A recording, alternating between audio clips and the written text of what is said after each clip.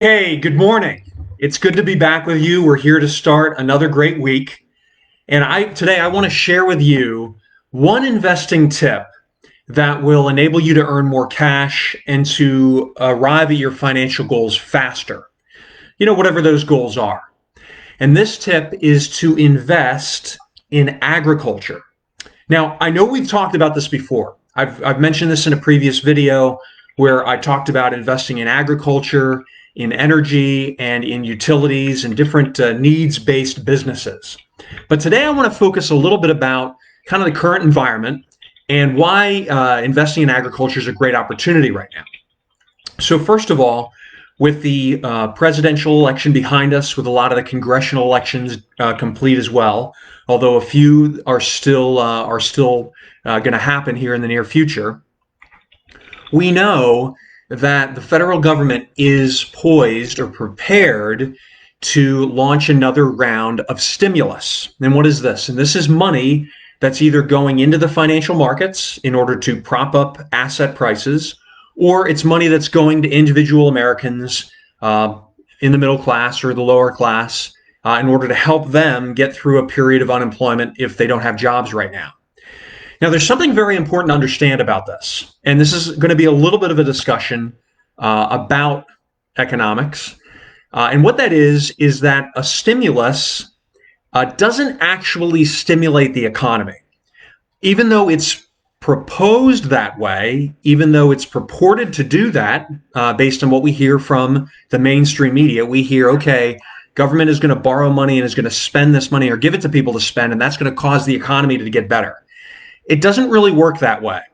What happens is money that is sent to Wall Street or to big corporations and big banks, it bids up prices. So it buys a lot of these equities. They could be individual bonds, they could be individual stocks. It buys a lot of these equities and keeps the prices up temporarily. The money going to Main Street, going to individual people, doesn't really have them go out and start spending money they did prior to the coronavirus pandemic, right? Because a lot of them are unemployed and they may be getting a $1,200 check now, but they don't know when they'll get the next one. They may be on unemployment, so they're not necessarily spending with abandon. They're probably taking that money and saving it and really being prepared for a rainy day or for a point where they might not get more stimulus in the future or more help in the future so that they have resources to get by. There's still a lot of a reduction in spending on the consumer's part, and that does affect the economy. So a stimulus doesn't necessarily stimulate the economy, although it does prop up asset prices.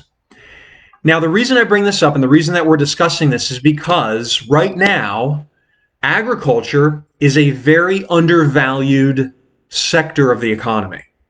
That means that businesses that produce agricultural products, food, and items that are related to agricultural commodities, those businesses and the value of those commodities are down right now. They're depressed. And it's a great opportunity to invest in those right now because they're so undervalued compared to where they should be. Now, I say where they should be. Where they should be is where the market places them. But the market sometimes temporarily goes through periods of rising and falling depending on the sentiment of the market participants.